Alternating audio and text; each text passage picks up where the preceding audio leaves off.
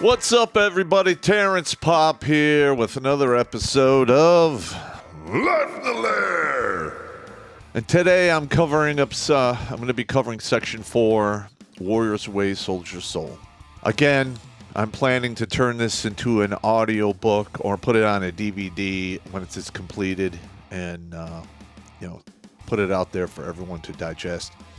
Because let's face it, the book isn't on print on demand. I effed up and I didn't do that. It was my very first book I put out there in 2012. I'm trying to rectify that.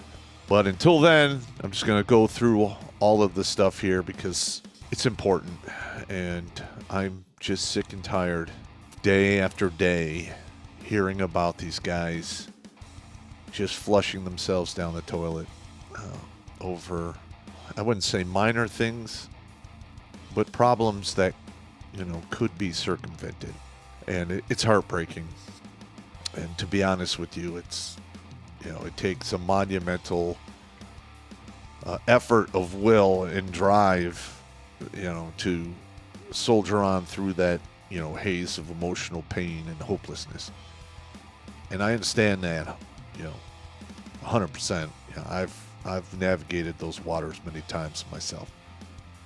And I'm just trying to help the guys behind me get to the objective and complete the mission.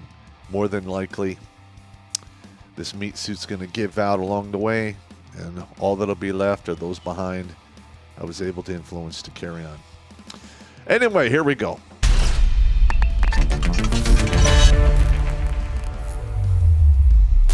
Do you like stories about serial killers? What about psychics? How about a psychic serial killer with a conscience wiping out the filth of society? Yeah! If you thought Dexter was a great show that went soft in its final seasons, these are the books for you. Introducing The Jericho Files, written by an old infantry grunt who has seen evil firsthand, and digested it into grade A gore porn with 5-star reviews all around. Click on the link tree in the Meat Gazer box and buy your copies today on Amazon. You filthy, dirty riggers.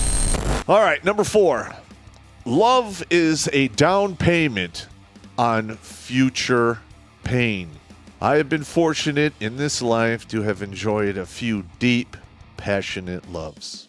Many in life never get this experience, and I feel sorry for them. But with that being said, it hurts like hell when it is ripped from you. I have sat graveside at funerals of friends and relatives. I have pulled the poncho over and zipped up the body bags of men I have served with. Each and every time there is pain. Some is greater than others, but the pain of loss mixed with the pain of a failed or lost love is incredible. I think I was sent here to Earth to learn this lesson. Each time I swear to not get involved and to not let myself get roped into it. But each and every time, I fall hook, line, and sinker. Yeah. All of them, without exception, later expressed great regret at their decisions of separation. I guess the grass is not greener on the other side. But it still hurts just the same. Also, the pain does not really ever go away. It just fades and shifts to something else. I know one of my past loves who is trapped in a passionless marriage. She is teetering on her second divorce and has 3 children from 2 different men. Another is now past her 3rd divorce and is trapped in the endless process of shacking up and then breaking down. This pattern is common for women who are north of 38. Women get to decide who they fuck, but men decide who they marry. The Dear John issue, this is a terrible thing, but to those who serve, it is a common occurrence. Happened to me twice. I was embittered and racked in pain over my first Dear John for a few years, and it bothered me for several after that. As a first sergeant, I witnessed the Dear John crush a few of my men in combat. I wrote a poem about it. See it at the end of this book. I swear to you, a Dear John wounds the same as a bullet. I guess one must learn that in this life. Everything has a start, a peak, and an ending. There is nothing you can do to stop it from happening. To accept this fact helps to sponge the pain and disappointment of loss, but it does not stop it. It is the non-accepting of this fact that prolongs the pain. I call this the loop. When you think of your ex-love in the arms of another, and this image plays in your head over and over again, it is a form of PTSD, and for some, can last their entire lives. I suggest staying busy, both mentally and physically. Mourn your loss. Get another piece of tail ASAP. I know this is easier said than done, and to this day, this is a sticking point for me. I concede this, and I am working on it. I do hope that love throws me a few more bites at the apple, because it is such a great ride up, and that ride is well worth the fall. There is truth to this old cliche.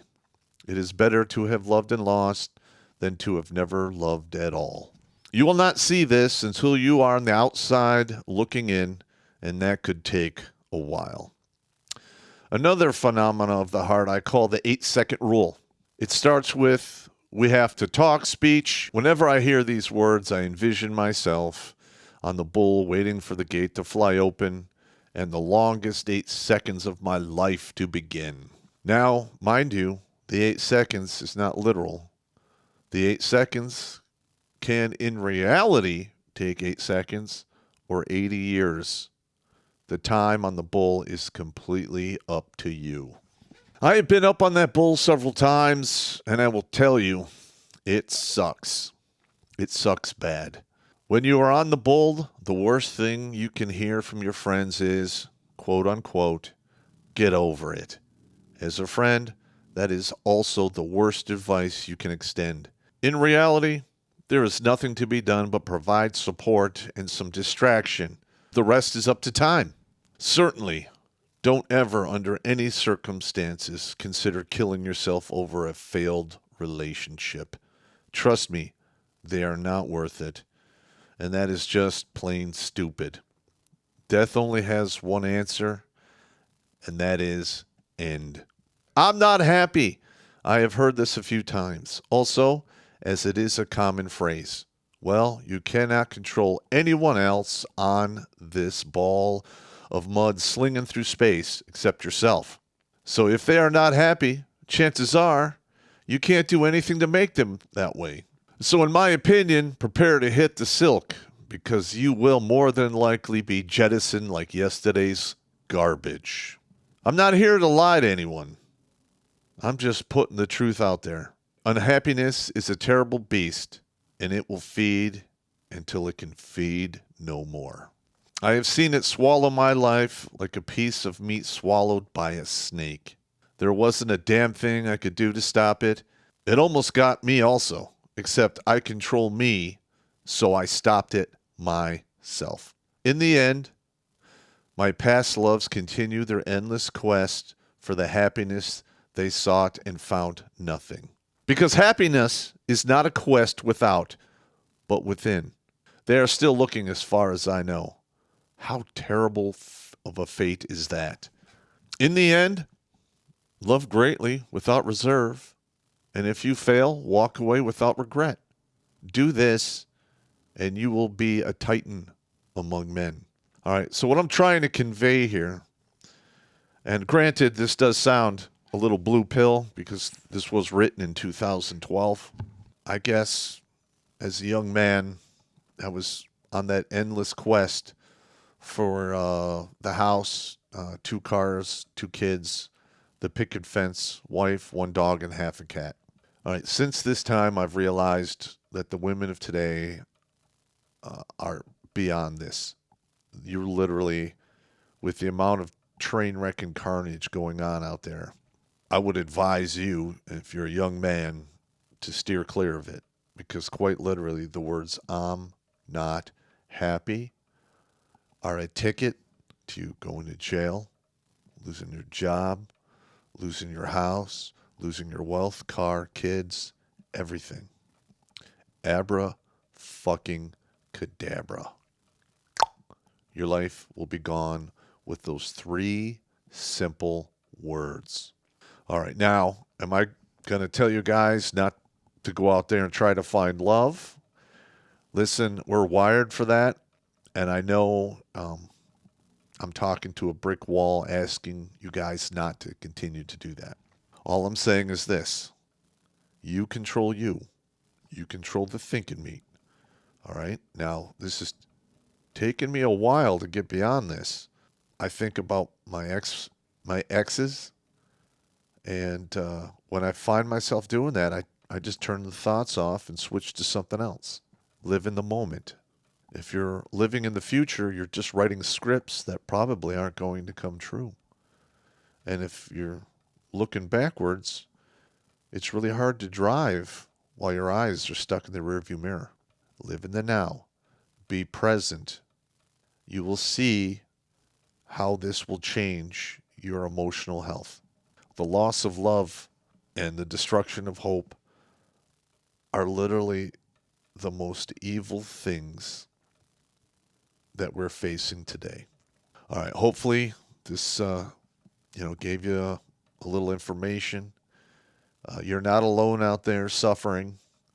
There's many of us out there suffering as well. And as men, we don't have the luxury of doing what we want to do. We have to do what we have to do. And most of the time, you got to push those emotions aside and drive on.